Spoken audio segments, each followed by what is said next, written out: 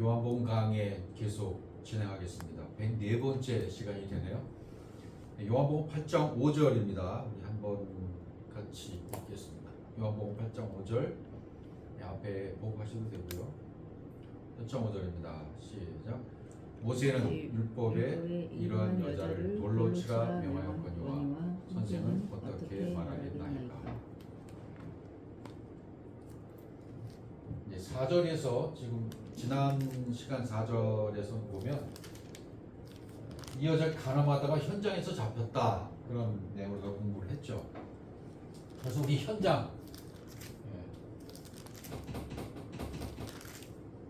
현장에 대한 말씀을 좀 공부를 한 적이 있어요. 현장이 두 현장이 있는데, 이건 이제 나의 현장이고, 이건 하나님 현장이 그렇게 이제 충돌하는 걸로 설명을 했었어요. 내가 만들어 온 나의 삶의 현장, 이것이 들켜야 된다, 그런 말씀을 많이 했죠. 이건 이제 내 현장이니까 전부 내 기준이죠. 나의 기준이에요. 신앙도 뭐 하나님에 대한 모든 기준과 틀이 내가 만들어 놓은 현장일 수밖에 없어요. 그렇게 되니까 여기는 전부 고착화가 되죠. 내가 만들어 놔서 나에게 맞게 만들어 놓은 거예요. 성경 해석도 나에게 맞게. 해석이라는 말, 요것만 생각해 보면 읽어 들어감이라는 개념이 있고요, 읽어 나옴이라는 개념이 두 가지가 있어요. 여기 해석학의 핵심이에요. 성경을 읽어 들어가느냐, 이거 지금 나예요. 나의 현장, 내 기준, 고착화된 내 모든 습관들을 가지고 읽어 들어가는 거예요. 내 것을 가지고 내가 읽어 들어가니까 어떻게 될까요? 결과가. 그래서 설교도 그렇고 모든 패턴들이 내가 읽어 들어가서 내 기준에 맞게 설명을 하기 때문에 전부 결론도 열매도 내 것으로 날 수밖에 없어요.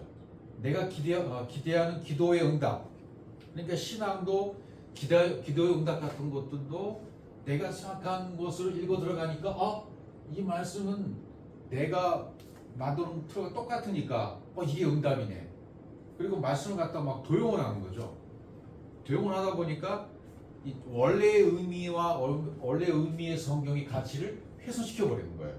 그러니까 읽어 나온다는 의미가 맞는 거예요. 성경은 그냥 내 것을 갖고 읽어 들어가는 게 아니라 그냥 내 것은 하나도 없어야 돼요.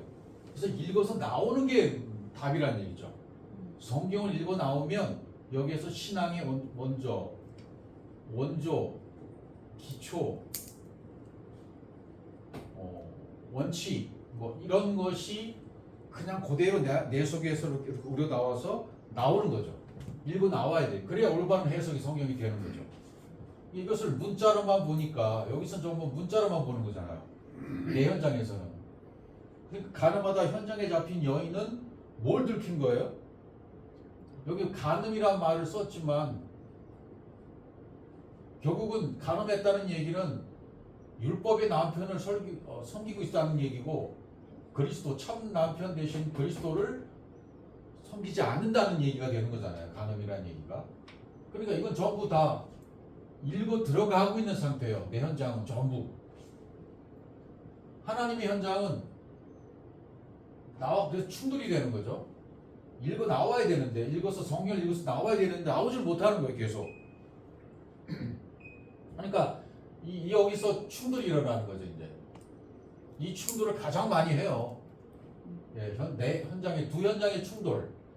여기 하나님의 현장이니까 여기서는 자신을 다 주고 싶으신 거예요. 무조건 자신을 통째로 주고 싶은 거죠. 우리에게 뭐든지 다. 사랑이라고 말할 수도 있고요. 이걸 성경이 말하는 기준의 사랑을 말하는 거죠. 아하고. 그걸 주려고 하는데 이게 충돌이 자꾸 누가 이겨요? 처음에는 자꾸 내가 이겨요. 하늘에 전쟁이 있으니 미카엘이 내가 되지 못하고 그 모든 사자들 그 전쟁에 자꾸만 내가 이기려고 하는 거죠. 내가 여기서 이제 현장이 드러나야 된다 그랬죠? 드러나야 된다. 그리고 잡혀야 된다. 드러나서 잡혀야 내 것이 드러나서 잡혀야만 이게 이제 바로 되는 거죠. 그리고 오늘 이제 5절에 넘어가면 모세는 율법의 이러한 여들을 돌로 치라 마용할거니와 이제 돌로 치는 얘기가 나오는 거예요. 이런 두 현장의 충돌에서 이 여인은 지금 드러났잖아요. 잡혔죠. 잡혔으니까 이제 돌이 등장하는 거죠.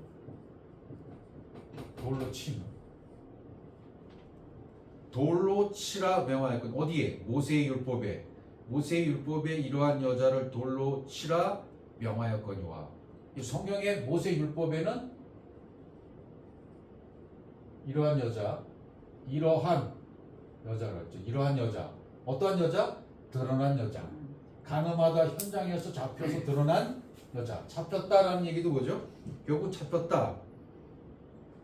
이렇게 잡히면 하나님 형상이 들어와서 열매로 연결이 되어져요. 그래서 잡혔다는 의미가 거기 들어가는 거죠. 그래서 이렇게 잡히면 이러한 여자는 돌로 쳐라. 돌로 치라는 얘기 뭐죠? 돌로 치라는 얘기가 이제 여기서는 이제 사칼이라는 단어를 썼어요.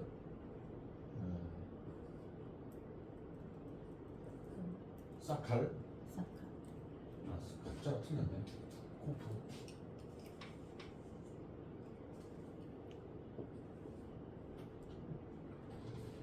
이 돌로 치라는 의미는 이 사칼이라는 단어를 썼는데 이건 에벤이라는 돌의 개념을 포함하고 쓰는 단어예요. 그러니까 개념이 굉장히 큰 거죠. 그래서 원래 그 단어의 뜻은 뭐라고 되어 있냐면 돌로 쳐죽이다 그렇게 되어 있어요. 사칼이. 돌로 치다. 이 단어의 히브리어 단어가 이 사칼인데 무슨 돌로 쳐죽이다 그런 뜻이에요. 그리고 일반적으로 치다 뭐 그런 거 성경에 나온 전부 낙하라고 되어 있어요. 낙하가 제일 많아요. 그리고 예수님이 죽으실 때 이렇게 낙하, 침을 당했다, 죽음을 당했다, 십자가의 죽음으로 연결돼. 이것은 십자가의 죽음으로 연결되는 거죠. 이 사칼이라는 단어를 썼다는 것은 뭐예요? 위에서 계속 주시는 그 진리, 하나님이 공급된 진리가 계속 나를 책장에 들어와서 내 것은 없어지는 거죠.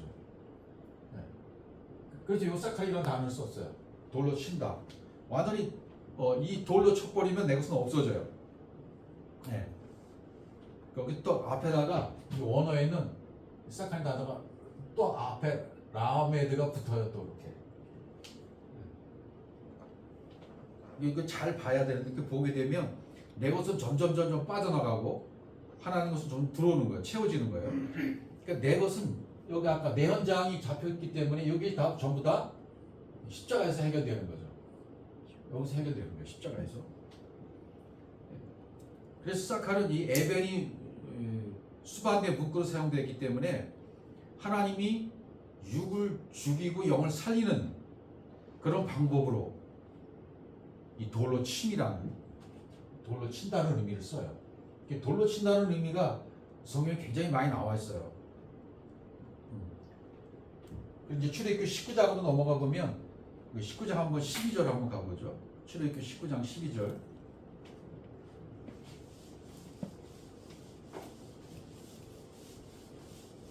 익숙한 장면이 거기에 등장하죠. 출애굽기 19장 12절.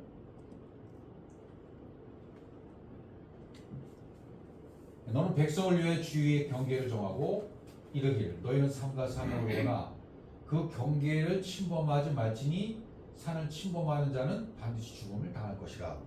자, 이렇게 되어 있죠. 경계를 정하라. 경계라는 말이 나왔어요. 지경 경계를 정하고 이르기를 너희는 산에 오르거나 그 지경을 침범하지 말라. 산을 범한 자는 정령 죽으리라. 무티의 죽음을 죽을 것이다. 거기 이제 12절부터 쭉 24절, 25절까지 쭉 이제 읽어보면 그런 내용들이에요. 경계, 휴장. 우리 예수님이 위로부터 아래까지 쫙 찢던 휴장이 찢어졌다 그랬죠. 예수 육체를 말하는 거라고 그랬죠. 이거는 휴장. 경계를 말해요. 경계를 말하니까 경계의 개념이 어떻게 될까요? 이건 뭐 땅과 하늘 그런 경계도 말할 수 있고, 성소와 지성소 그런 개념으로 얘기해도 되겠고요. 그 다음에 육체와 영 그런 개념으로 경계를 말할 수도 있고, 그 다음에 세상과 천국 이런 개념, 뭐 지옥과 천국 이렇게 말해도 되고, 요 세상이라는 것도 이미 설명을 드렸지만 올람이라고 돼 있어요. 그러니까 이 하나님이 세상을 이처럼 사랑하라 때 설명을 드린 적 기억이 나는데, 하나님이 세상을 이 같은 방법으로 사랑하사 세상을 할 때 올람이라고 기록되어 있는 것은 지난번에 말씀드렸던 뭐 영원한, 영영한 이런 우리말인데, 지난번에 제가 뭐라 그러냐면 생각 밖의 시간이다. 이렇게 한번 생각해 보시라고 했죠. 생각 밖의 시간, 영영한, 영원한, 올람. 하나님이 조성해 놓으신 그 세상을 말하는 거죠. 하나님이 만들어 놓고 조성해 놓으신 그 세상, 그 세상을 하나님이 사랑한 거죠. 만들어 놓으신 거죠. 우리가 거기서 벗어나서 다른 만들어 놓은 내 세상, 아까 내 현장, 내 세상을 내가 만들어 놓은 그 세상이 아니라 하나님이 세상을 이처럼 사랑하사 모든 세상을 올람이라고 성경에 기록해 놓은 걸 볼 수 있어요. 영영한, 영원한, 영원으로의 시각, 생각 밖의 시각, 이렇게 올람이라는 단어가 쓰임을 받고 있어요. 그러니까 이런 경계, 세상과 천국, 육체와 영, 성소와 지성소, 땅과 하늘 이런 그 경계, 요걸 깨라는 얘기예요. 결국은 여기 지금 부정으로 다 돼 있죠. 12절부터 24절까지 쭉 보면 13절 한번 다음 구절 가볼까요? 19장 13절. 경계를 정해라. 산에 오르게 하지 말아라. 또 지경을 범하지 마라. 침범하지 말아라. 뭐 신칙해라. 뭐 21절에 보면 신칙해라. 그런 말이 나와요. 그 다음에 돌격할까. 그런 말이 나오거든요. 여기 이제 13절 보시면 19장 13절 하면 그 다음 구절이요. 다시 쳐야 될 거예요. 13절에 뭐라고 되어 있냐면, 그런 자에게는 손을 대지 말고 돌로 쳐 죽이거나, 돌로 쳐 죽이거나가 싹할이에요. 아까 돌로 치라 했을 때 싹할 나왔어요? 네. 그런 자에게는 손을 대지 말고 돌로 쳐 죽이거나 화살로 쏘아 죽여야 하리니 짐승이나 사람을 막론하고 살아남지 못하리라 하고 나팔을 길게 불거든 사나우게 이를 것이니라. 이렇게 나왔어요. 나팔을 길게 불다는 단어도 복음의 나팔이 되겠죠. 그 다음에 24절 한번 가보세요. 출애굽 19장 24절.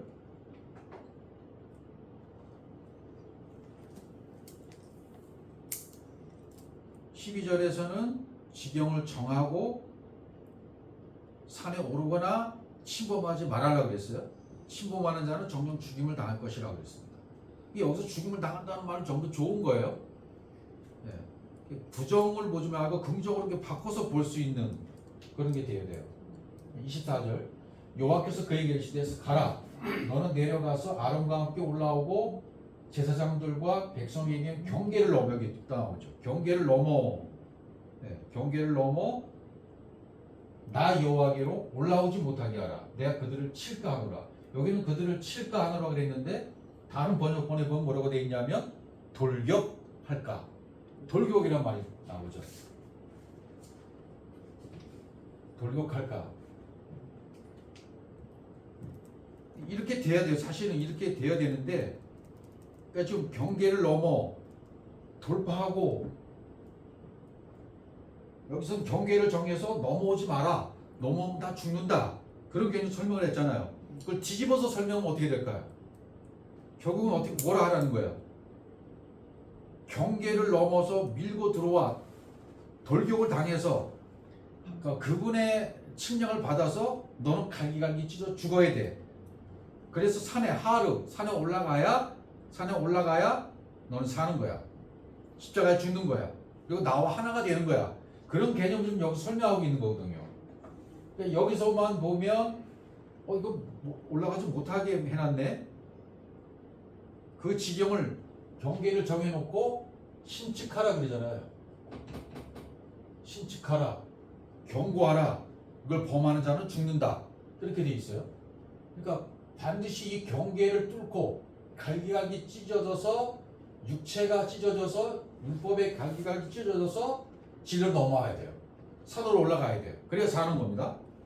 여기 출애굽 본문만 보면 우리의 그 문자 개념으로만 보면은 반대로 되어 있는 거예요. 올라가지 못하게 하는 거구나. 올라가면 그냥 육신이 죽는 거네. 이런 개념을 생각한다고요.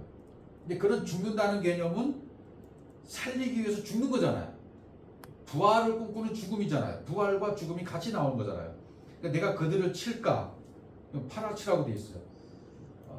파라치, 돌격한다는 말은 이게 말씀의 칼로 또는 바람, 영으로 죽인다. 그런 의미가 강해요. 또 한 마디 더 하면 불로 돌격하신다. 그분이 돌격하면 칼로 죽이는 거고 영으로 죽이는 거고 불로 태우는 거고 그런 개념이 돌격의 개념에 다 들어가 있어요. 파라칠. 그래서 나를 어떻게 해요? 깨트리는 거죠. 이 경계를 깨는 거죠. 경계를 깨버려요. 그래야 산에 올라가 존재가 될 수 있어요. 이렇게 침을 당한다 그러잖아요. 경계를 반드시 깨야 돼요. 이렇게 땅과 하늘의 경계. 그리고 이게 통일이 되는 거잖아요. 그죠? 성소와 시성소 완전히 깨져야 되죠. 육체와 영 이것도 분리가 돼야 되죠. 세상과 천국 이것도 분명히 깨져서 분리가 돼야 되죠. 그럼 그분이 돌격이 맞는 거예요. 그분이 돌격에 들어오셔야 내 안에 있는 모든 기준이 파괴되는 거니까. 그래서 일고 나옴이 되는 거죠. 일고 들어갔던 내 기준이 파괴되고 일고 나오는 이 해석이 되어지면 66권 문자 말씀이 살아나는 거예요. 말씀이 살아나요. 말씀이 보라는 거죠. 그럼 이제 성경에서 이렇게 친다, 돌로 치신다, 하나님이 치신다 하실 때 아마 그 사무엘상이나 역대기 이런 데서는 성경 쭉 읽어보시는 분들은 기억이 날 거예요. 제가 한번 정리를 해봤는데 일단 한번 쭉 제가 불러드리고 그 다음에 그 몇몇 구절 더 살펴볼게요. 쳐야 할 대상이 있을 거 아니에요. 그죠? 치시는 대상, 성경에 나오는 대상 여러 가지 있을 수 있어요. 일단은 원수, 대적을 치시죠.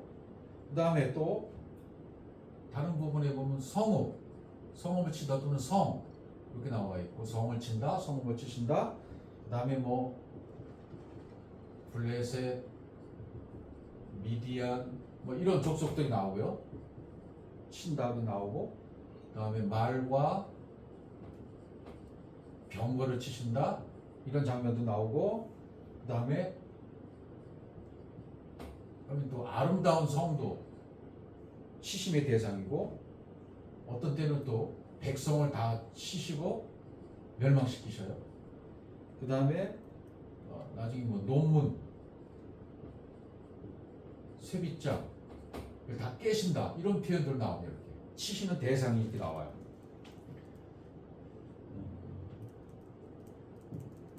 이런 걸 보면 결국은 이 쳐야 할 대상이 뭐냐면 하나를 요약하면 이게 뭐가 될까요? 원수, 성읍, 블레셋, 아름다운 성, 백성, 논문, 쇠빗장 이게 있는데 결국 이걸 요약하면 나가 되는 거예요. 내가 돼야 돼요. 나로 보아지지 않으면 성경이 다른 데로 흘러요. 옆으로 빠지게 된단 말이죠. 다른 데로. 경고한 성, 아름다운 성을 치고 열왕기하 3장 19절에 보면 좋은 나무를 베고 모든 샘을 메우고 모든 좋은 밭을 헐고 이런 표현도 나와요.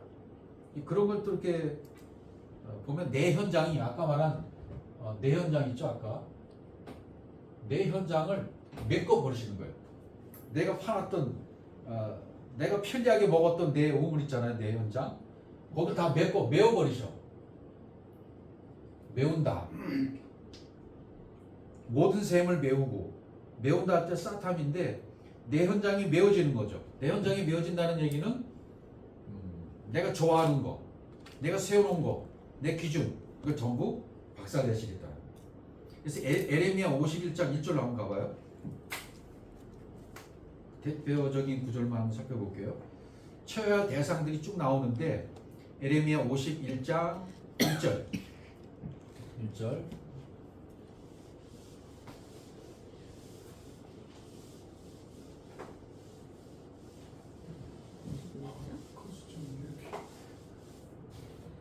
자, 한번 에레미야 51장 1절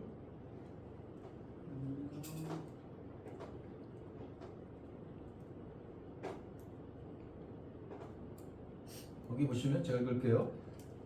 여호와께서 이와같이 말씀하시되 보라 내가 멸망시키는 자의 심령을 부추켜 바벨론을 치고 또 나를 대적하는 자 중에 있는 자를 치되 이렇게 나와 있어요. 여기 보면 내가 멸망시키는 자의 심령을 부추켜 이건 영이죠. 로아우니까 심령을 부추켜서 누굴 친다 그랬습니까? 바벨론을 치고 부추긴다, 일으킨다. 이거는 우르란 단어 썼는데 이거 깨어나는 거죠. 깨닫게 만드는 거죠. 이렇게 세운다. 눈을 뜬다. 깨닫게 한다. 이것을 막 일단 나한테 개입을 시키고 대입을 시켜봐야겠죠. 여호와께서 이같이 말씀하실 때 보라 내가 멸망시킨 자의 심령을 부추켜 나를 깨닫게 하셔서 그리고 누군가가 나를 치고 누군가가 나를 파괴하고 누군가가 나를 공격해 들어올 때도 내 영을 깨기 위해서 그러니까 이런 걸 적용을 많이 시켜보면 여기서 친다는 말이 알이라고 되어 있어요. 치고 바벨론에게 공급하고 뭔가 분배해 주는 거예요. 바벨론을 친다는 얘기는 바벨론에게 뭔가를 주고 싶은 거예요. 그 다음에 나를 대적하는 자 중에 있는 자를 치는 거죠. 친다는 말이 참 창세기 1장에 엘로힘을 공급해 주는 거예요. 자기 자신을 공급해 주시는 게 치는 거예요. 그래야 내가 삭제가 되니까. 여기도 이런 표현이 있지만 다들 또 보겠지만 고레스를 뭐라 그러냐면 이따 이사야 45장 1절에도 나의 기름 부은 자 고레스 그 오른손을 잡고 내가 열국을 항복시키겠다. 그런 말을 쓰세요. 그런 표현을 보면 내가 멸망시키는 자의 심령 부추긴단 말이에요. 쉽게 얘기하면 온라인 쉽게 얘기한다면 푸틴의 마음을 부추기고 트럼프의 마음을 부추기고 이런 지도자들의 마음을 움직여서 공격을 한단 말이죠. 온 세상이 들끓는 막 전쟁의 포화 상태를 만들어 버린단 말이에요. 불구제약 같은데도 그걸 멸망시키는 자의 심령을 부추겨서 바벨론으로 친다. 내 종이라고 그래요. 이사야 45장 1절에 가보면 나의 기름 부은 고레스의 오른손을 잡고 열국으로 그 앞에 항복하게 하며 열왕의 허리를 풀며 성문을 그 앞에 열어서 닫지 못하게 하리라. 그리고 고레스한테 말한다. 이렇게 얘기를 해요. 자, 이사야 45장 1절도 한번 같이 보죠. 이사야 45장 또 같이 보세요. 여기서 그렇죠? 여호와께서 그의 기름 부음 받은 자의 받은 고레스에게. 그럼 기름 부음 받은 자는 누구예요? 마시아흐잖아요. 마시아흐는 그리스도밖에 없어요. 마시아흐 그리스도 이 고레스를 종으로 보고 그리스도로 보는 거예요. 이같이 말씀하실 때 내가 그의 오른손을 붙들고 그 앞에 열국을 항복하게 하며 왕들의 허리를 풀어 그 앞에 문들을 열고 성문들이 닫히지 못하게 하리라. 아까 에레미야 51장 1절에서는 멸망시키는 자의 로아우 영을 부추켜서 그 안에 집어넣어서 바벨론을 치겠다. 트럼프가 공격하는 마음을 넣어 그 안에 넣어서 들어가서 이란을 친다든지, 또 러시아 푸틴이 어디 친 거예요? 우크라이나 치잖아요. 이렇게 그런 전쟁들을 우리가 가만 볼 때 전쟁을 리브라고 그랬잖아요. 전쟁, 싸움, 리브, 양식을 주기 위한 라함, 전쟁, 생명을 주기 위한 전쟁이라고 그랬잖아요. 그런 측면에서 모든 전쟁들을 바라보면 멸망시키는 자, 공격하는 자, 또 기름 부은 자의 오른손을 붙잡고 열국을 멸망시키고, 뭐 이런 구절들이 사실 굉장히 많이 나와요. 여기저기. 그럼 그런 것도 우리가 적용시킬 수 있어요. 북한에 뭐 김정은 같은 이런 사람들도 생각할 수 있잖아요. 왜 저렇게 할까? 저런 지도자는 왜 저렇게 나갈까? 그건 우리가 이해할 수 없는 영역이기도 하지만 성경을 보면 어느 정도는 그걸 볼 수 있는 눈이 열린단 말이죠. 그런 세계도. 고레스는 기름 부음 받은 자구나. 그리스도네 고레스가. 또 역대상, 역대기를 열왕들의 기록 쭉 봐도 그런 경우 많이 나오죠. 누가 누구를 치고 누가 누구를 쳐서 죽이고, 이런 장면들이 굉장히 많이 나온단 말이죠. 이게 대표적인 것만 제가 뽑아서 지금 얘기하는 거니까. 결국은 바벨론을 치는 이유는 바벨론에게 뭔가 공급하기 위함이라 그래요. 지금 여기서 예레미야 51장에서. 그렇죠. 그러면 여러분 개인적으로 적용시켜 보면 내가 바벨론이에요. 내가 아수르예요. 애굽, 아수르, 바벨론, 로마, 이렇게 강국이 전개가 되잖아요. 그게 내 안에 이뤘다고 생각해 보세요. 그러면 지난번에 최후의 전쟁, 아마겟돈 전쟁은 무기도 전장이라고 했죠. 아마겟돈 전장까지 내가 가서 내가 죽어야 되는데, 무기도에서 내가 살아야 되는 죽어야 돼요. 아시아처럼 죽어야 돼요. 그러면 심령을 부추김을 당한 사람에 의해서 내가 침을 당해요. 침을 당하면 그게 나쁜 게 아니라, 침을 당하면 당한 사람은 뭔가 공급을 받는다는 얘기예요. 하나님으로부터. 그래서 열왕기상 20장 21절에 봐도 말과 병거를 친다는 장면이 나와요. 말과 병거를 치고, 그런 장면이 나옵니다. 거기 한번 보세요. 열왕기상 20장 21절.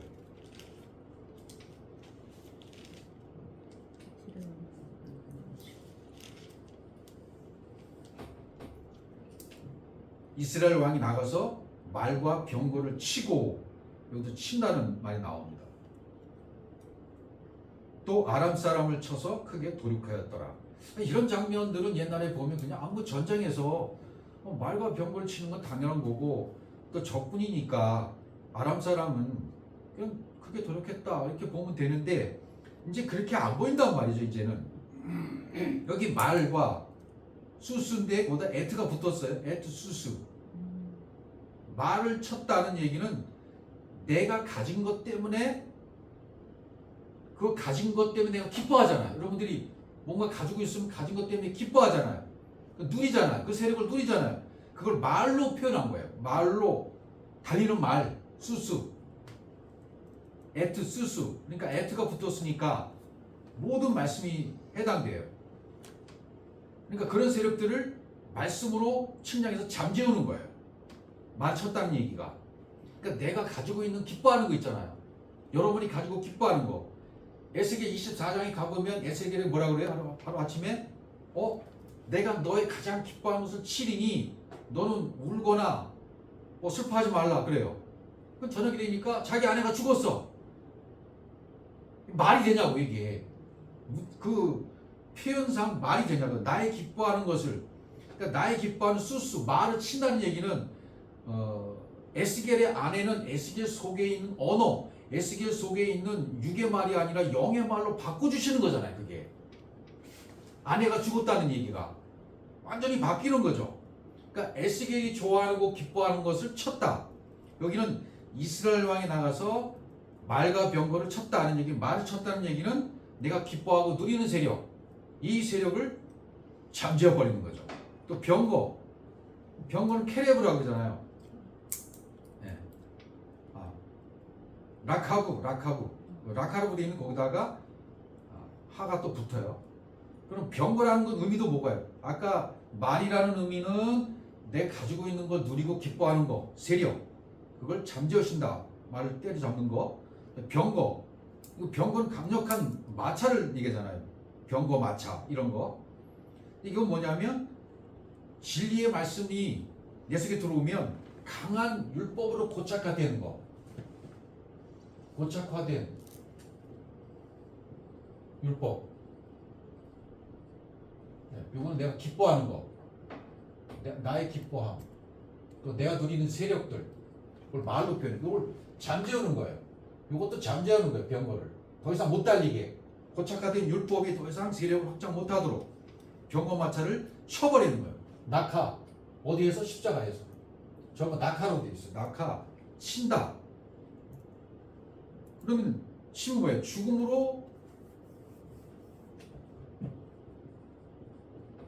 죽음으로 탈출시켜서 그 탈출이 구원이 되게 하시는 거죠. 이게 하나님 방법이에요. 이렇게 야샤 구원시킨단 말이죠. 그 다음에 그 뒤에 나오는 아람 사람이 나오잖아요.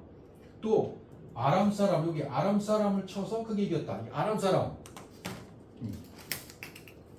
아람 사람도 내 안에 적용시켜 보면 말과 병거 쳤죠. 그럼 아람 사람은 쳤다 나와요. 그는 내 안에 높아진 교만한 마음, 내 안에 높아진 교만한 마음을 치는 거죠. 여기까지 아람 사람까지 몽땅 쳐버리시는 거예요. 말과 병거를 쳤다, 아람 사람을 쳐서 돌이켰다. 내 안에 존재하는 모든 세력들을 전부 이렇게 죽음으로 쳐버리고 십자가로 가서 죽게 하고 탈출시키고 구원시키는 방법. 이것이 하나님이 하시는 방법이다. 그런 얘기죠. 아까 이사야 45장에서도 나의 기름 부은 바는 고레스 이렇게 나오잖아요. 오른손을 잡고 오른손을 잡는다. 그건 생명이 들어와서 완성하는 작업이죠. 오른손을 잡았다는 얘기는 생명이 들어왔는데 그걸 완성하는 작업. 또 그 앞에서 항복하게 한다. 고레스가 가는 모든 세력들 하나님이 오른손을 갖고 가요. 그리스도의 사역이랑 똑같아요. 열국 그 앞에 항복하게 한다. 내 안에 있는 열국들, 여러 열국들 있죠. 여러분 안에 존재하는 모든 열국들을 항복시키는 거죠. 그러니까 항복시킨다는 얘기는 영이 열려진다. 내 것이 없어지니까 영이 열려지는 거예요. 고이 열국. 열왕의 허리를 풀며 열왕의 허리, 내 안에 존재하는 그 왕 같은 세력들의 허리를 풀었다는 얘기 뭐예요? 진리로 밭갈아서 씨가 떨어질 수 있도록. 진리로 밭갈면 아까 얕봐서 드러난 땅에 씨를 뿌리면 열매 맺잖아요. 그러니까 진리로 밭갈아서 씨가 떨어지도록 해서 나를 해방시키는 거죠. 허리를 풀었다는 얘기는 진짜 씨가 떨어져서 열매 맺을 수 있도록 못 쓰는 땅을 없애버렸다. 그런 개념도 되고 나의 모든 율법에 얽매였던 것을 해방시켰다. 그런 개념도 되는 거죠. 그래서 허리를 풀었다. 열왕의 허리를 풀었다. 왜? 허리는 뭐가 있으니까? 생명이 존재하는 허리잖아요. 허리. 생명이 나오는 것. 생명이 나오는 것이니까 그래서 8일 만에 할례도 행하잖아요. 네 것으로는 내 것으로는 씨를 못 줘. 내가 잘라줄게. 내가 주는 것으로 이제 씨를 뿌리면 돼. 그 개념이잖아요. 할례라는 개념도. 또 성문을 열어서 닫지 못하게 해주겠다. 그래서 고레스한테 얘기를 해요. 이 성문이라는 것도 이것만 따져봐도 굉장히 좀 복잡한 그런 말이 될 수 있는데 거기까지 가기는 좀 너무 머니까 한마디로 말하면 자유롭게 해주고 억압이 없게 해주는 거죠. 억압이 없도록 해주고 자유롭게 만들어주는 것. 그건 성문을 열어서 닫지 못하게 해주겠다. 그러면 내 마음이 쪼개지잖아요. 내 마음이 쪼개지고 내 마음이 쪼개진 곳에 하나님의 형상이 들어와요. 하나님의 세력이 들어와요. 말씀이 들어와요. 그러면 영이 분배되고 영이 열려지는 거예요. 이렇게 당겨요. 완벽하게 완성이 되어지고 자유를 누리게 되죠. 그것을 고레스에게 기름 부어서 이렇게 해주겠다. 그렇게 얘기해요. 그 다음에 2절 보세요. 이사야 45장 2절 보면 그걸 위해서 하나님이 어떻게 하시나 보세요. 여러분들이 갖고 있는 모든 억압 그것을 탈출시켜서 구원시키고 생명을 주시기 위해서 하시는 방법 2절에 나옵니다. 이사야 45장 2절. 네, 거기 보면 내가 너보다 앞서가서 이게 항상 나오죠 성경에. 내가 너보다 앞서가서 험한 곳을 평탄하게 하며 논문을 쳐서 부수며 쇠빗장을 꺾고 이렇게 돼 있어요. 기름 부음 받은 고레스의 오른손을 잡고 하시는 말씀이에요. 그러면 고레스의 오른손만 잡고 그렇게 하실까요? 마시아오 그리스도의 영, 자유하게 하는 영, 하나님의 영, 그러니까 뭐 하나님의 영, 아버지의 영, 아들의 영, 양자의 영, 예수의 영, 그리스도의 영 이런 6가지 영이 있다면 전부 하나잖아요. 하나. 분리되는 영이 아니라 그런 영은 전부 열려주게 하는 거고 생명을 주는 작업들이잖아요. 그러면 기름 부음 받은 고레스가 되면 내가 여러분 스스로 고레스가 되면 여러분의 오른손을 똑같이 잡고 다 여러분 항복시키 주셨잖아요. 지금까지 허리를 풀어 주셨잖아요. 자유를 누리게 해주셨죠. 그런데 어떻게? 앞서가서 내가 내 앞서 가서 험한 것을 평탄케 하며 앞서가서 네 앞에 얄라크 운행에 가서 사도행 창세기 1장의 2절에 보면 메라헤페트 이렇게 닭이 품고 있는 거죠. 알을 품고 있는 장면. 운행했다. 수행했다. 운행하고 있다 그죠? 2절에 우리말 번역이 2절에 뭐라고 되어 있나요? 메라헤페트 하나님의 신은 수면에 운행하시니라. 이렇게 운행이라는 단어 써 있죠. 메라헤페트라는 단어 운행했다. 그렇게 운행이 되는 거죠. 계속 운행이 되면 창세기 1장 1절을 이루시기 위한 운행이죠. 그게 그러면 그게 알이 이렇게 품었다가 뭐 20일 만에 부화하는 것처럼 1장 1절이 그냥 눈에 들어오게 되는 거죠. 그렇게 운행하시기 때문에 여기도 마찬가지죠. 이사야 45장에도 고레스의 오른손 잡고 2절에 내 앞서 가서 운행에 가서 수행에 가서 험한 것을 평탄케 험한 것이라는 것도 요게 여러분 인생길에서 험한 거 구부러진 거 부어오른 거 구부러짐 부어오른 거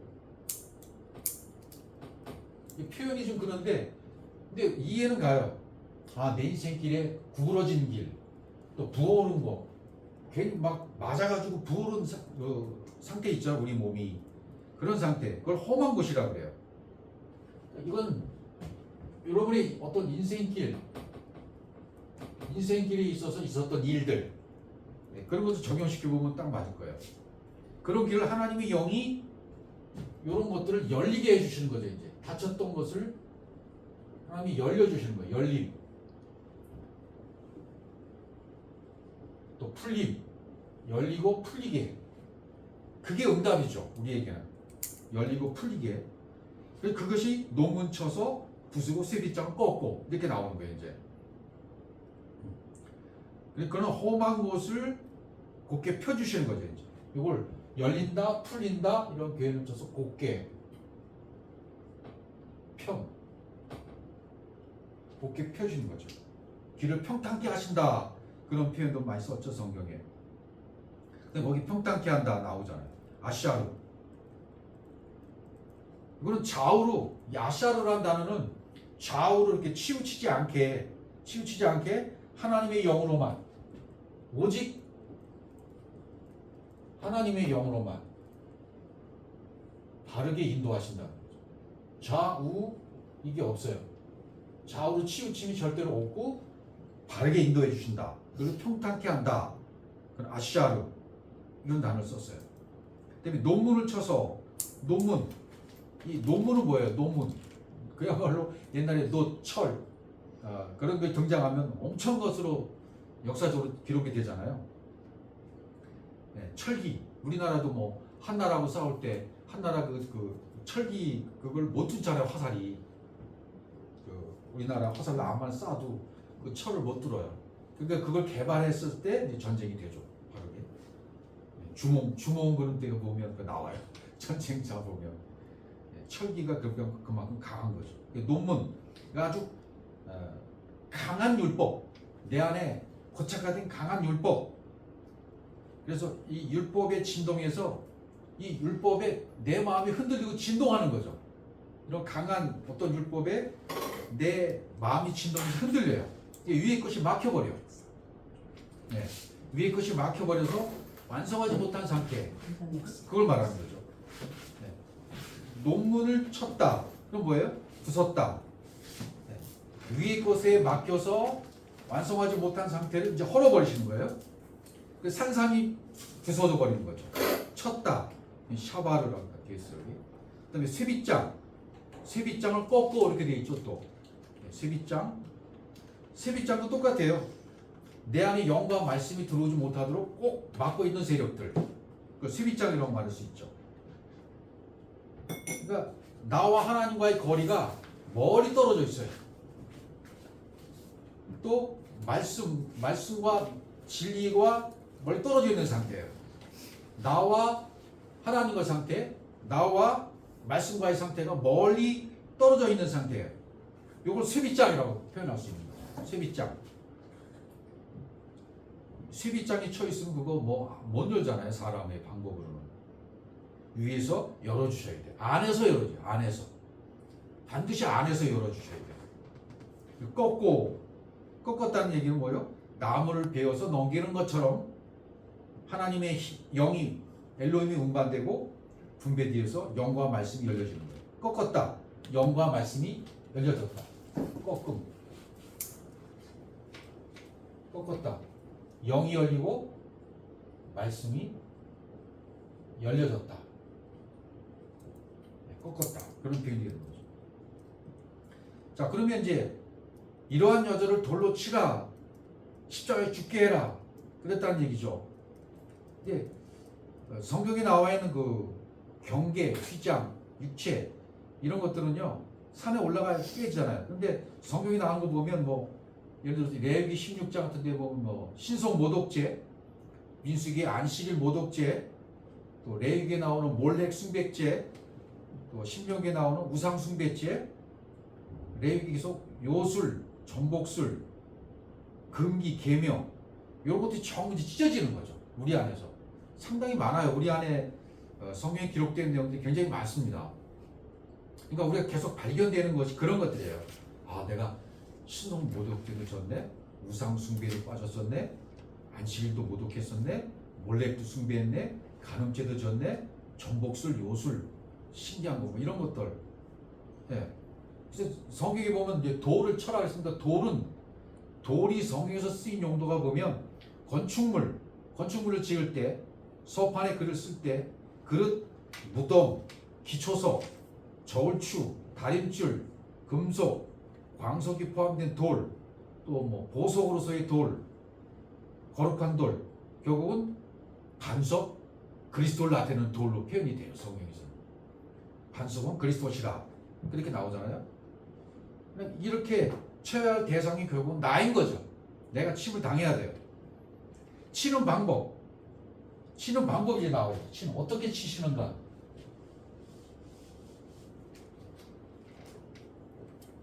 치는 방법. 아까도 좀 설명드렸지만 일단 돌로, 두 번째 칼날. 이것도 한번 적어볼까요? 돌.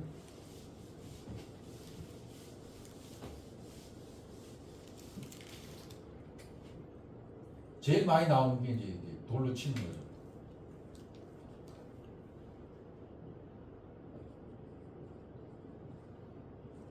두 번째 칼날로 쳐라. 그 다음에 바람도 등장해요. 바람을 일으켜, 그런 표현도 나오고, 그 다음에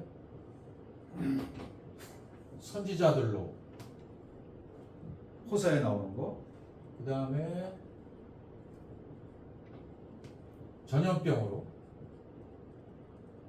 쳐라. 우리 이미 경험했죠, 전염병은.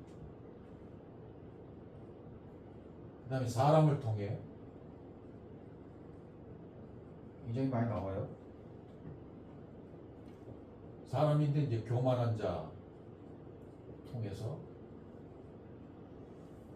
그 다음에 여호와 입의 말로, 말씀이죠, 말씀. 그 다음에 또 나오는 게 독종. 그 다음에 우리 예수님은 사람들이 뭘로 쳤어요? 주먹으로. 주먹으로 침을 당하셨죠. 그 다음에 나라. 이 나라가 저 나라를 치고 뭐 그런 장면 나오죠. 이렇게 여러 가지가 있을 수 있어요.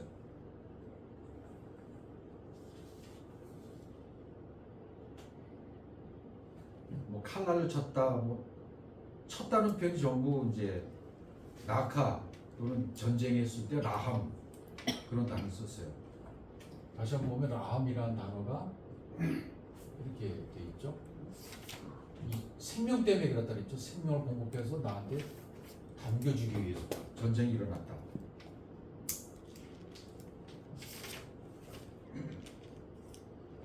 그다음에 에레미야 25장 9절에도 아까 설명했던 그런 게 좀 나오는데 거기도 한번 보죠. 에레미야 25장 9절.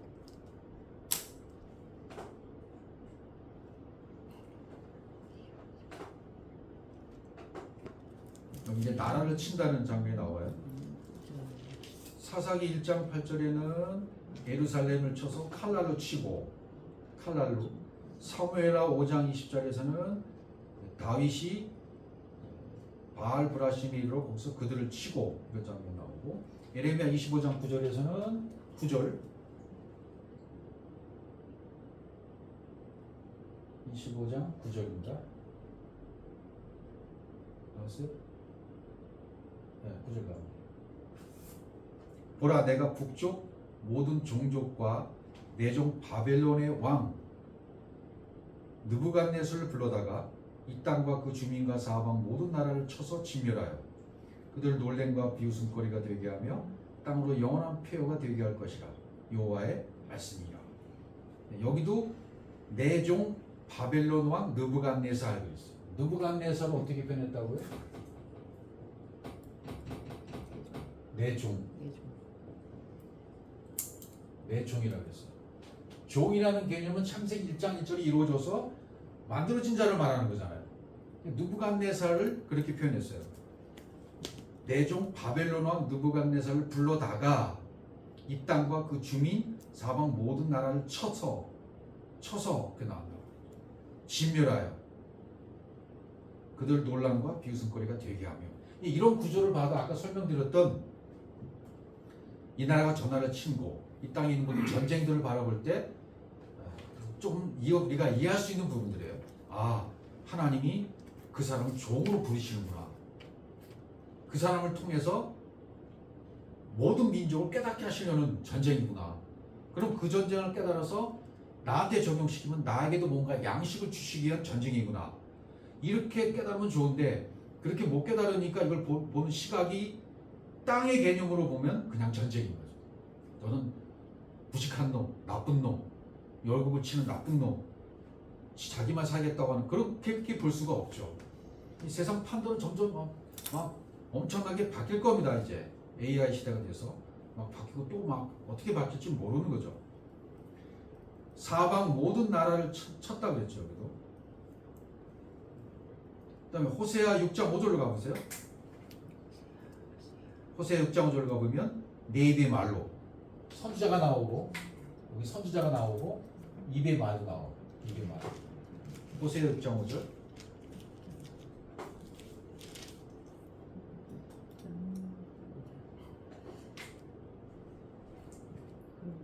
호세아 6장 5절입니다. 그러므로 내가 선지자들로 그들을 치고 네 입의 말로 그들을 죽였노니 내 심판은 빛처럼 나오느니라. 전 여기서도 또 깜짝 놀란 부분들이 있어요. 앞에도 물론 이해가 가지만 뒤에 있는 말씀이 더 그랬어요. 선지자들로 그들을 치고, 뭐 당연히 있을 수 있는 얘기예요. 선지자들로 그들을 치고 하차하고 말씀과 생명이 들어가게 만들어주는 거예요. 선지자들을 치었다는 말이 선지자들을 통해서 그 침을 당하는 사람 속에 생명의 말씀이 들어가게 해주시는 그런 작업이신 거예요. 그다음에 내 입의 말로 그들을 죽였노니 하라고. 내 입의 말로 하나님의 입에서 나오는 그들의 말로 하라고 죽인다. 예. 영으로 호흡할 수 있도록 운반시켜주는 거예요. 죽였노니 내 심판은 빛처럼 나오느니라. 심판이 빛이라는 말이에요. 여기서 또 놀랄 수밖에 없어요. 하나님의 심판은 의로워요. 완벽해요. 근데 이게 빛이라니, 오르. 이런 표현은 여기서 또 처음 본 것 같아요. 하나님의 심판은 빛처럼 나와서 그 심판이 빛처럼 심판하기 때문에 정확한 심판이고 완벽한 심판이고 잘못된 심판이 아니라는 거예요. 왜? 빛이 나오기 때문에. 오르. 창세기 1장 3절. 오르죠. 빛처럼 나오는 거예요. 빛이 있으라 하면 빛이 있었거나 그 오르. 천연의 빛, 오르. 하나님의 심판이 바로 이 빛이라는 거죠. 근데 그게 어떻게 돼요? 그 입의 말로 또는 선지자들로 치기도 하고, 선지자들로 쳤다는 얘기는 선지자들 속에 있는 말씀으로 쳤다는 얘기가 똑같고, 그다음에 그분의 입의 말로 늘 죽였다 하니까 그게 심판이고, 그게 바로 빛이 임하는 거고. 그러니까 다메섹에서 사울이 완전히 꼬꾸라짐을 당하잖아요. 다메섹에서 완전히 꼬꾸라짐을 당하고 바울로서의 인생을 새롭게 출발하는 단계가 다메섹이었어요. 빛이 비쳤다. 빛인 곧 말씀이죠. 똑같아요. 말씀도 되고 소리도 되고 빛도 되고 심판도 되고 다 같아져 버려요. 이게 모든 의미들이. 그 다음에 민수기 14장 12절 보면 전염병으로 이제 나와요. 전염병으로. 민수기 14장 12절 전염병으로 그들을 쳐서 멸하고 네가 그들보다 크고 강한 나를 이루게 하리라. 강한 나를 이루게 하겠다. 그 다음에 여러분 잘 아는 에레미야 23장 29절 보면 기억나실 거예요. 내 말이 불같지 아니하냐. 그런 장면 나오죠. 반석을 쳐서 부스러뜨리는 방망이 같이 아니하냐. 에레미야 23장 29절이에요. 그분의 입의 말은 불이에요. 불. 애쉬 불이죠. 불. 베레시트 안에 여기 들어가 있잖아요. 그죠? 애쉬가 들어가 있어요. 불이. 근데 애쉬가 또 오르라는 거예요. 오르. 빛. 불, 빛, 소리, 말씀, 진리, 그리스도, 생명 또 다 통하는 얘기가 되는 거예요. 그러니까 결국은 거기다가 또 아까 심판 그것같이 이렇게 치면 어떻게 치라고 그러냐면 여호수아 10장 후반절에 보면 하나도 남기지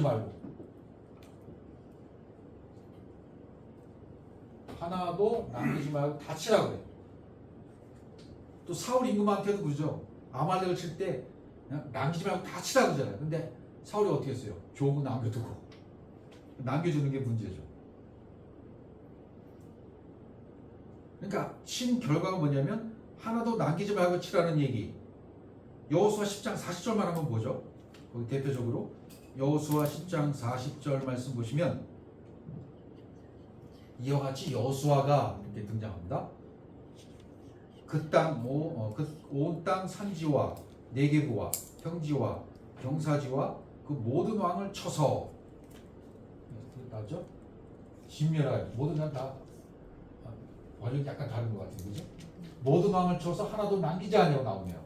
예. 모든 왕을 쳐서 하나도 남기지 아니하고 호흡이 있는 모든 자는 다 진멸하여 바쳤으니 이스라엘의 하나님 여호와께 명령하신 것과 같았더라. 하나도 남기면 안 돼요. 예. 친 결과가 남기지 말고 다 치어야 돼요. 그러면 어떻게 돼요? 친 결과가 실제 쳤다는 얘기는 죽음이잖아요. 친 결과가 이제 나오는 거죠. 대상이 나왔었고 방법이 나왔었고 이제 결과가 나오는 거예요. 친 결과, 죽음, 십자가로 연결이 되는 거죠. 결과가. 그렇게 되면 이제 영이 되고 진리가 되고 그리스도가 머리가 되는 그런 결론이 나오는 거예요. 고린도후서 10장 4절 5절 한번 보죠. 고린도후서 10장 4절. 하나도 남기면 안 된다 그랬어요. 그죠? 4절 5절 두 절 보겠습니다.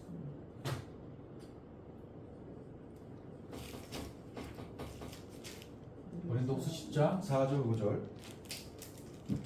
4절에 보면 우리의 싸우는 무기는 지금까지 싸움, 전쟁을 얘기했잖아요. 라함, 리브, 다 똑같은 싸우다, 리브, 전쟁, 라함. 전부 생명을 주시고 영을 주시는 거예요. 양식을 주시기 위한 전쟁과 싸움이었어요. 이런 우리 싸우는 내 안에서 싸우는 무기는 육신에 속한 것이 아니오 오직 어떤 견고한 진도 무너뜨리는 하나님의 능력이라 모든 이론을 무너뜨리며 다 무너져요. 하나도 남기면 안 돼요. 여기에 견고한이라는 말이 나오죠. 견고하다, 강력하다, 견고한 강력. 근데 그 견고한 강력이 뭘 무너뜨린다고요? 진. 높아진 것을 다 파하고 이제 5절에 나오네요. 그거는 4절에는 견고한 진을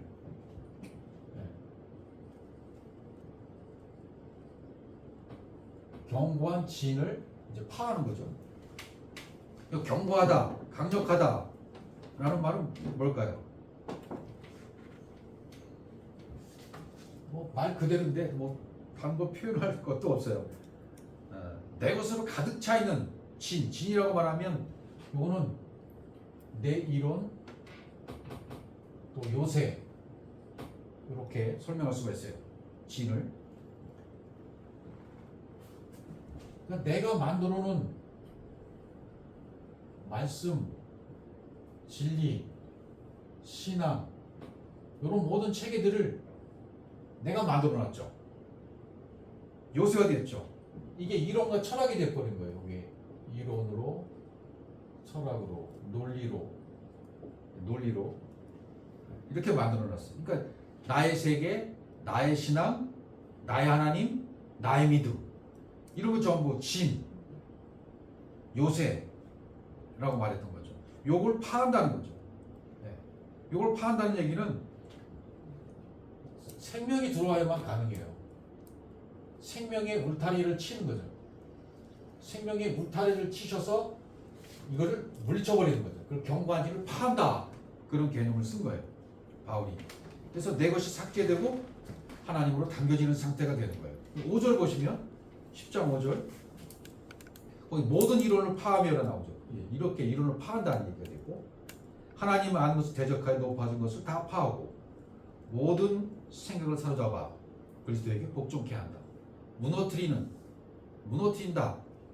하나님이 공급해 주신 것이 들어와야만 그 측량이 돼야만 내 것이 파괴돼요. 또 생각을 이 자암 생각이라고 되어 있는 이게 이제 궁리하다, 꾀하다. 내 생각이 들어가면 궁리하죠, 꾀하죠. 모든 걸 내가 생각해요. 진리라고 그러니까 견고한 진은 진리라고 생각하고 진리라고 궁리하는 모든 그 꾀가 자기 꾀에서 나오는 거죠. 이게. 전부 자기 생각, 자기 꾀에서 나오는 이 생각을 사로잡아. 그 다음에 사로잡아요. 요거를 사로잡아야 된다. 지금 여기 표현되어 있는 이 표현들이 그냥 우리가 해야 될 과정이고 마땅히 없애야 될 것들인데 이것이 어떤 사람은 길게 갈 수가 있고 어떤 사람은 순간에 이루어질 수도 있고 다 달라요. 근데 결국은 여기 사로잡는 말은 하발 이렇게 돼 있어요. 이거는 하발이니까 내 안에 뭐가 공급되는 거예요? 생명이 공급되는 거예요. 사로잡다. 하나님의 완전한 생명이 공급되는 것. 예. 그래서 하나님의 생명이 공급돼서 그 생명의 지시와 생명의 지도 이렇게 말할 수 있죠. 지시와 지도를 받는 것 그게 사로잡힌 상태예요. 내가. 여러분들 저희가 신앙생활을 바로 하려면 이렇게 생명에 사로잡혀 있어야 돼요. 지시를 받고 있고 지도를 받고 있어야 된단 말이죠. 바르게. 요게 사로잡혔다는 의미예요. 바울이 쓴 의도예요. 그 다음에 복종쾌가 마지막에 있죠. 복종쾌. 사로잡아 모든 생각을 잡아 파하고 사로잡아 복종쾌 하니. 이렇게 돼 있잖아요. 그죠? 복종쾌. 요건 샤마에서 왔어요. 듣는다. 순종. 샤마. 여기다가 앞에 라멕이 붙고 mem이 붙어요. 그래서 미슈마트 이렇게 돼. 복종쾌. 그러면 하나님 형상이 들어와서 완성되면 그리스도가 머리가 되고 그리스도가 머리가 되고 그리스도의 옷을 입은 상태가 된다는 얘기가 되는 거죠. 복종했다는 의미가. 그러면 이렇게 복종이 되면 그리스도의 머리가 상태로 옷을 입은 상태로 삶을 사니까 갈라디아 2장 20절이 사라지는 거죠. 자동적으로 사라지는 거예요. 내가 그렇게 살고 싶어서가 아니라 자연스럽게 내 안에서 그런 삶이 이루어진다는 거예요. 마지막으로 아모스 6장 11절 한번 보죠. 제가 이 말씀을 저번에 설명드리다가 그런 말을 한 적 있죠. 이 침이 저 침을 당하는데 그 점이 생각이 안 난다고. 아모스 6장 11절 찾아보니까 아모스 6장 11절 요게 제가 굉장히 좀 쇼킹했었어요. 아모스 6장 11절 보라 여호와께서 명령하심으로 타격을 받아. 이 타격이란 말이 침이에요. 침. 타격을 받아 큰 집은 갈라지고 작은 집은 터지리라. 이렇게 돼 있죠. 근데 옛날 번역법이 이렇게 돼 있어요. 보라 여호와께서 명하심으로 큰 집이 침을 받아 갈라지며 작은 집이 침을 받아 터지리라. 번역본이 약간씩 다르죠. 그리고 침을 받아. 여기 지금까지 설명드렸던 침. 그걸 설명하는 거예요. 근데 여기 이제 큰 집이 나오고 작은 집이 나오잖아요. 그죠? 큰 집이 뭐고 작은 집이 뭘까요? 뭐 쉽게 생각하셔도 돼요. 큰 집이 바이트 가돌. 아까 내가 만들어놓은 이론 철학 이게 막 견고한 지를 이뤘다. 요새. 그렇죠. 그게 큰 집이죠. 예수, 율법 66권 문자 성경 보이는 것 이 전부 모래에 지은 집 이거 전부 큰 집이라고 말할 수 있죠. 이런 큰 집이 침을 받아 라시스 침을 받는다. 이게 산산조각 나는 거예요. 침을 받으면 위의 것이 당겨지는 거죠. 위의 것이 강하게 나를 강타해 버리니까 진리의 말씀으로 내가 충격을 받아버리는 거예요. 침을 받으면 이런 상황을 제가 너무 강하게 받았던 것 같아요. 처음에 이 진리의 말씀 내 속을 타고 들어왔을 때 좀 망치로 하는데 머리를 콱 맞은 것처럼 그것도 뭐 엄청나게 큰 망치같이 느껴져요. 큰 망치로 머리를 딱 맞으니까 그냥 기절한 상태. 한 달 동안은 아무것도 못하고 지냈던 것 같아요. 이게 내가 했던 말씀 전에 하나도 아니네. 다 틀렸네. 하나님만 오르시고 난 다 틀린 거구나. 그걸 깨달으시니까 막 충격이 오니까 머리가 하얗게 되고 백지같이 되어버리는 거예요. 생각이 하나도 안 나.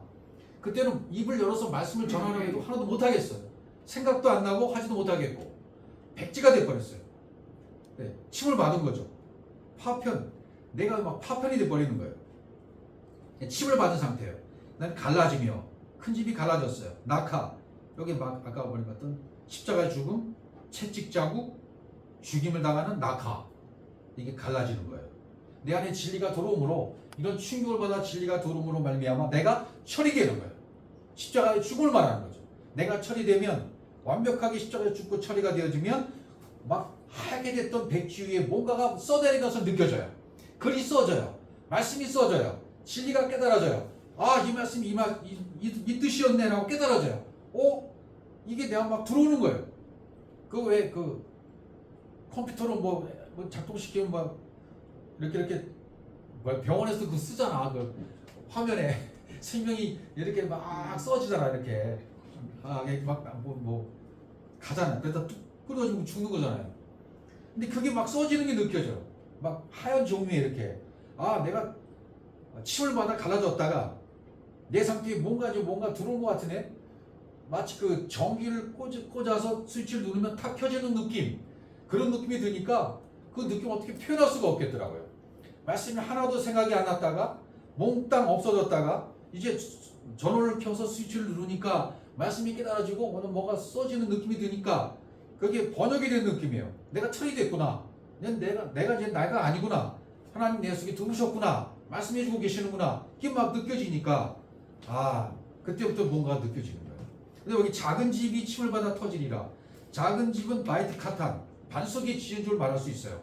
지난번에도 말씀드렸지만 다윗을 에트라고 표현했다고 그랬죠. 다윗의 이름에 에트라고 써서 막 그렇게 찬양하고 높다가 그러나 라는 반절이 일어나서 사악한 자는 가시나무 등장하죠. 가시나무 같다. 그러니까 이렇게 침을 받아 무너뜨려짐에도 불구하고 내 안에 남아있는 다 죽었다고 다 멸했다고 생각했는데 남아있는 가나안 7족속 다 멸하지 못하잖아요. 나중에 남아있잖아요. 우리가 무트타무트 완전한 죽음을 죽을 때에 완성되는 거죠. 그러니까 다윗도 에트로 완성됐던 이 다윗이라는 인물에게도 이런 일이 있었던 것처럼 사악한 것은 발견돼서 가시나무처럼 찌르는 것처럼 이건 하나님의 칼과 창이 아니면 내가 완성시킬 수 없다. 그런 경험 지난번에 한번 나눈 적이 있었잖아요. 작은 집은 침을 받아 터진다고 되어 있어요. 분명히 반석의 집을 지은 것 같은데 올바로 지어진 것 같은데 또 침을 또 받아. 이거 정말 어떻게 생각하면요, 이런 말씀 보면 미치겠더라고요. 분명히 된 것 같은데 또 침을 받아야 되네. 이게 무슨 뜻이에요? 그러니까 침을 받아 터지리라. 갈라진 틈. 이건 정말 놀라운 일이죠. 미세하게 갈라진 틈이 있어요. 내 안에 미세하게 갈라진 틈을 통해서 내 안에 스며들어온 세력이 있는 거예요. 세균처럼, 균처럼 이게 남아있다는 얘기예요. 이것까지 균열된 것. 그러니까 이게 완벽하게 성령의 사역으로 균열된 틈까지 다 메꿔줘야 돼요. 그게 작은 집이 침을 받는 장면이에요. 다시 말씀드리면 물침례와 성령 침례, 불침례라 말할 수 있죠. 이걸 이제 불침례. 큰 집은 물침례 받았잖아요. 작은 집은 불침례 받아야 돼요.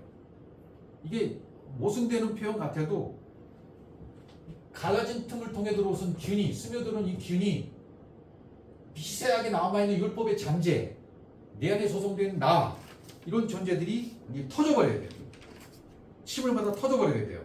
불침례로 완벽하게 불로 태워져서 싹쓸이 세균, 균조차가 없어지게. 그야말로 나는 빵이 된 상태까지 가야만 된다.